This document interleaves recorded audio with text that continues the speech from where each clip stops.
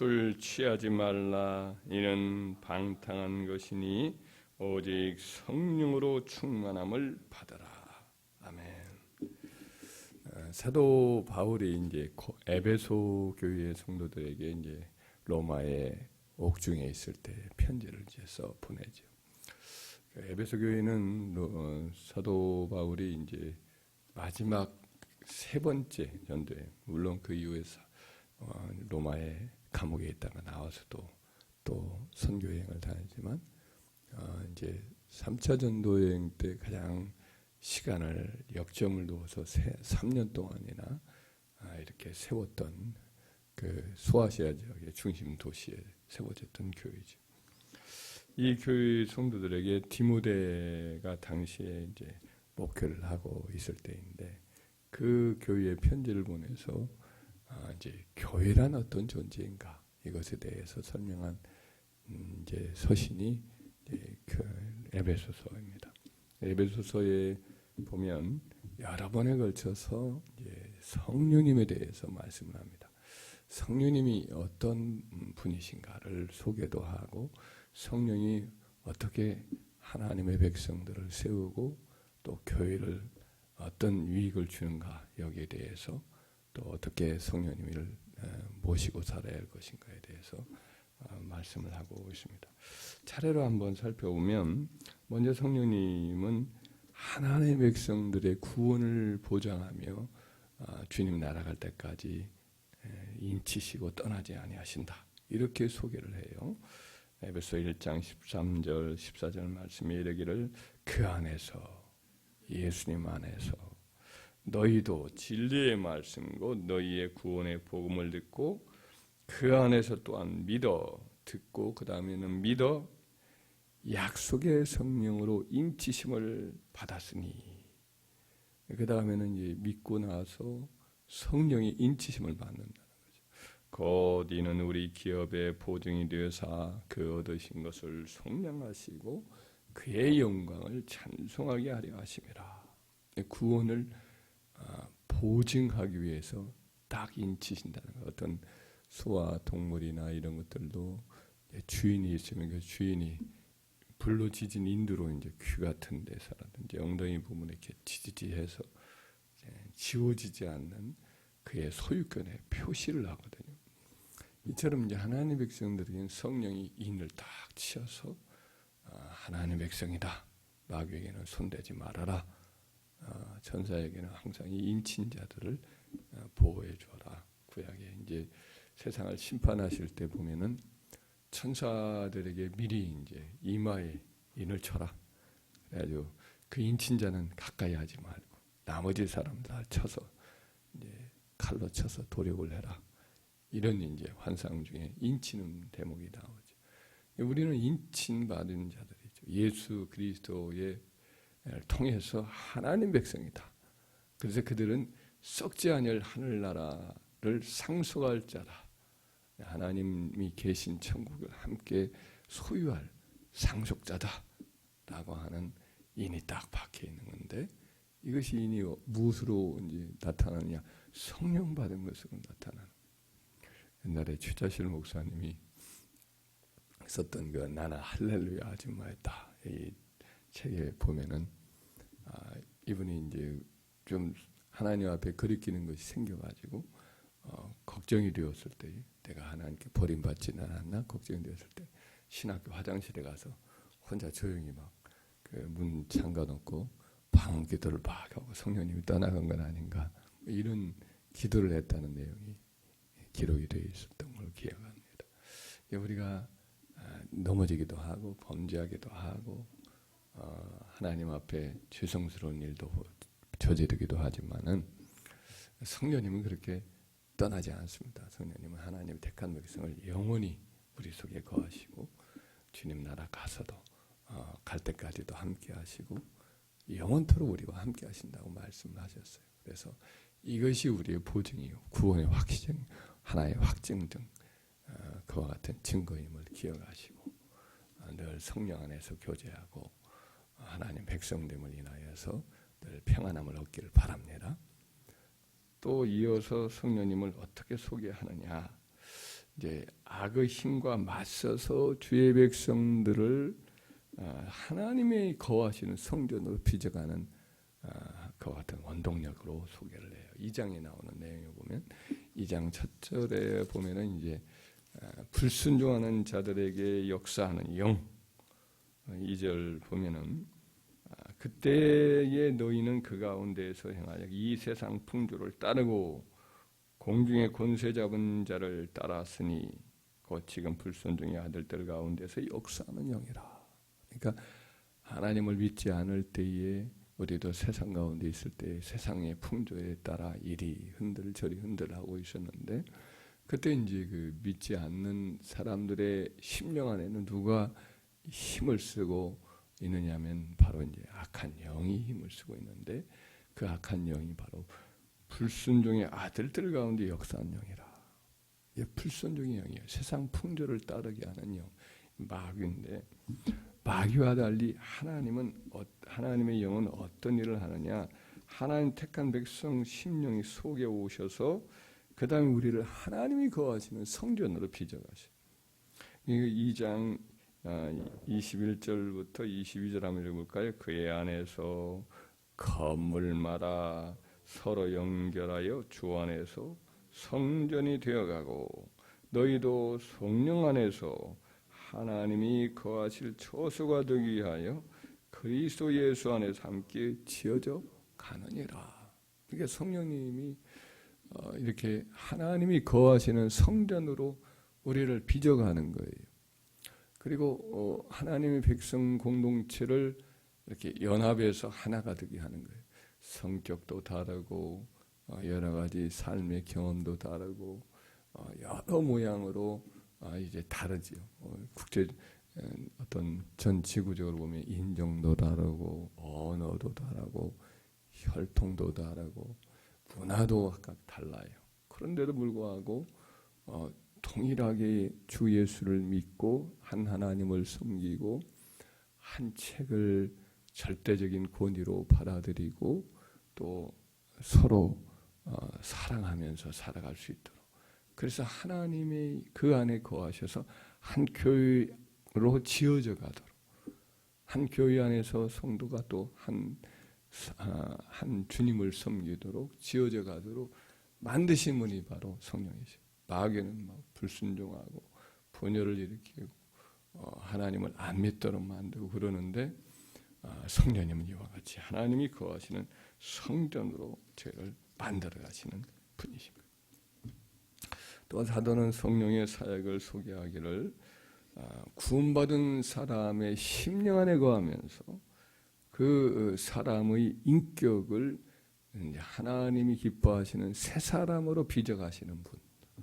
옛사람의 모습들을 하나씩 이렇게 청산해 나가고 그것을 이제 내쫓아 버리고 그래서 하나씩 작은 예수로 만들어가는 그런 분으로 또 소개를 하고 있어요. 이것이 이제 4장에 나오는 내용인데 4장에 보면은 이제 성령님에 대한 이야기는 여러 번 나오시는데 그 이후의 내용이 이제 옛사람, 새사람의 그 비유의 말씀을 하십니다. 그러면서 옛사람은 어떤 존재냐? 거짓말도 뭐 평안을 막 잘도 하고 그런데 이제 성령님이 거하시기 때문에 거짓말을 싫어하게 돼요. 거짓말 대신에 참말을 하고 분노 대신에 친절하고 온유해지고 도둑질 대신에 남을 구제하여 돕는 일을 힘쓰게 되고 더러운 말을 즐겨하는 사람이 선하고 은혜 되는 말을 하고 악의와 보복감을 가진 사람이 이제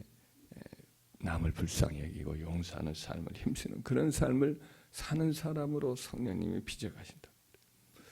그 사람 마음속에 어둠이 가득 차 있어요. 절망과 부정적인 생각이 가득 차 있는데 이제 그 성령님이 빛의 영이시죠.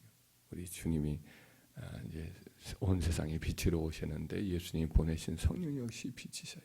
그래서 그 사람 속에 이제 어둠을 몰아내고 빛으로 가득 채워져 소망을 갖고 만들고 힘을 갖게 만들고 위로를 갖게 만들고 그래서 빛의 열매를 맺게 하시죠.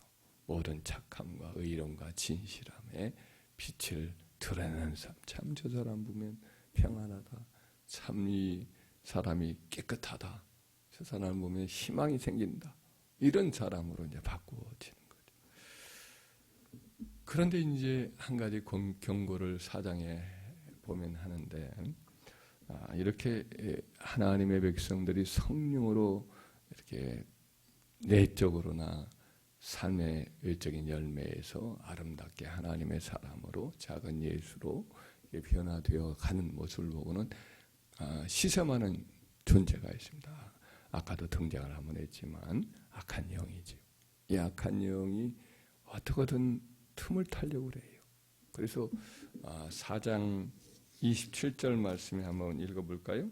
거기에 보면은 마귀에게 틈을 주지 말라 이런 말을 경고를 해요. 마귀가 여전히 하나님이 택한 백성을 유혹을 하려고 틈을 노리고 있어요.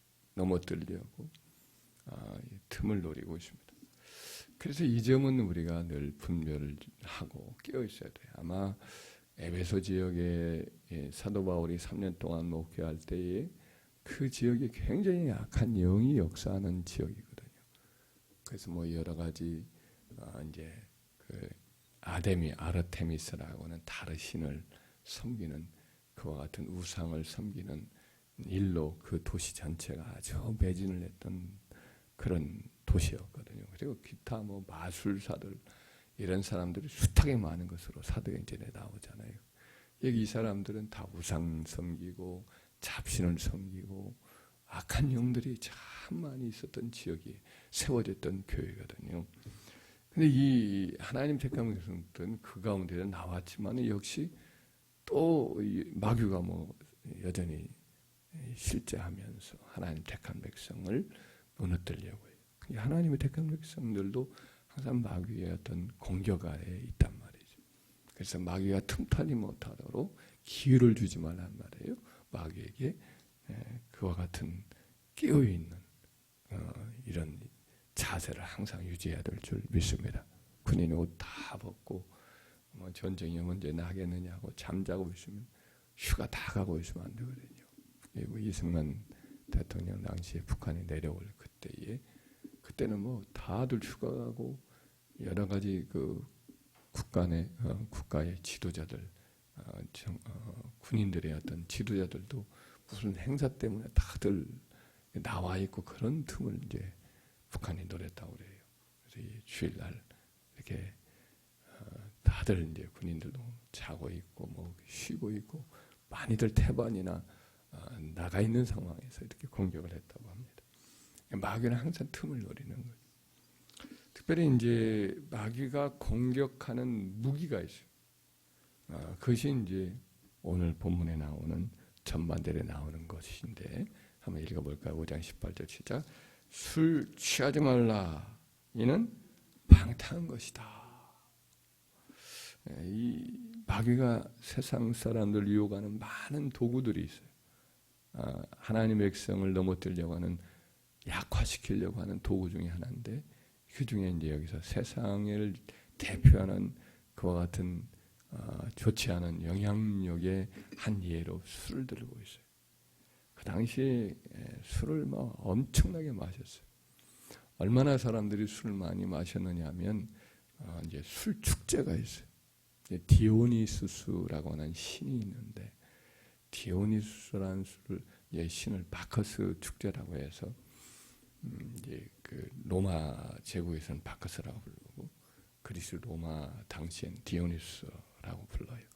디오니수스는 수많은 이와 같은 또 옛날에 미술 작가들의 영감을 주는 그런 신으로 묘사되기도 하고 하여튼 이 술 섬기는 술신이에요.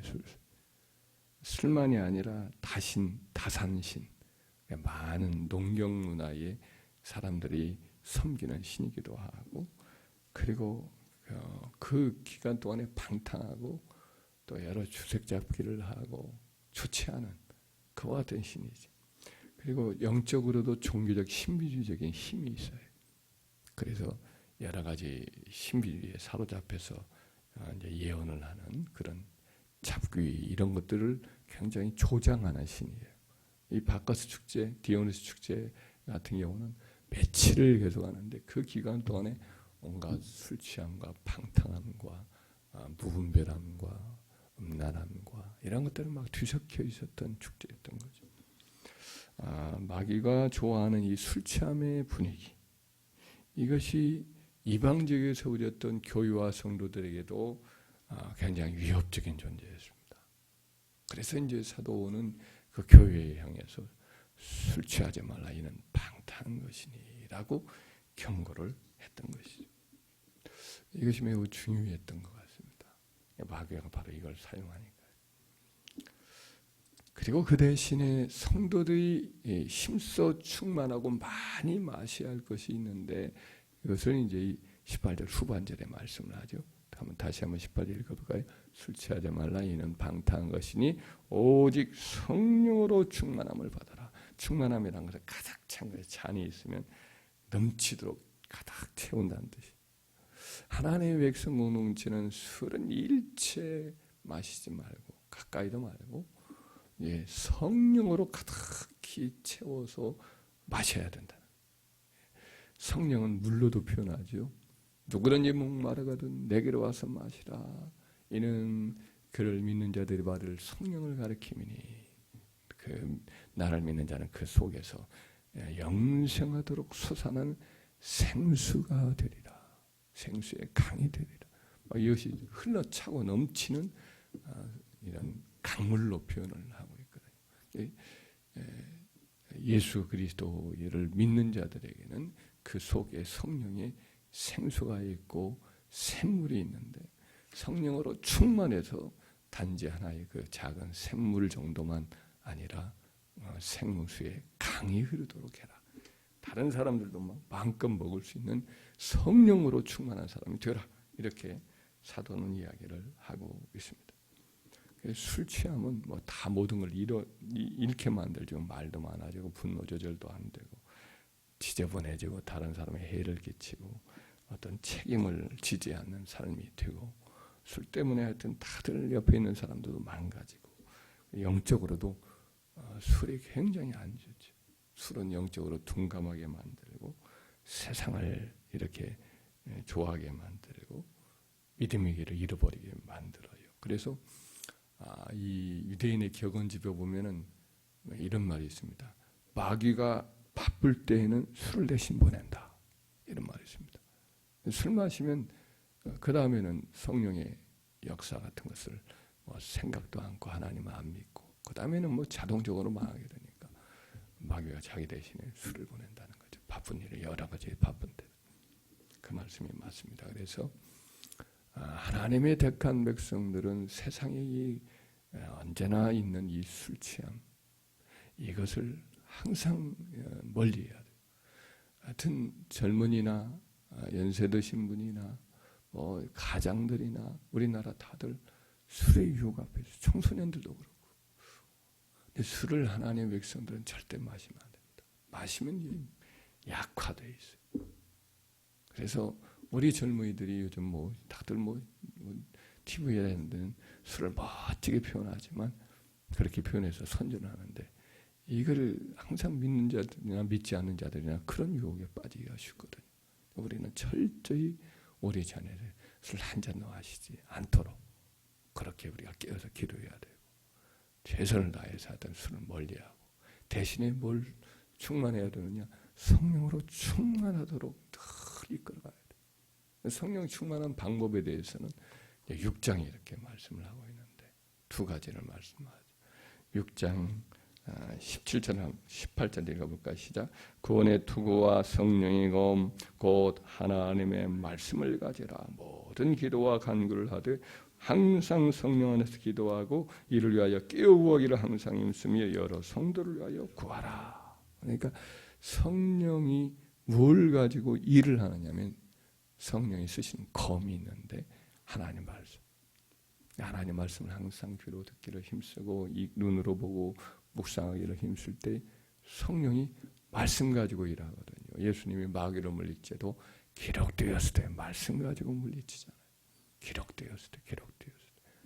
그래서 하나님 말씀을 늘 사랑하고 늘 우리 속에 하나님 말씀을 두기를 힘쓰고 말씀을 자주 묵상하고 그 말씀을 붙들고 살아갈 때 그 성령이 그 말씀 가지고 일하니까.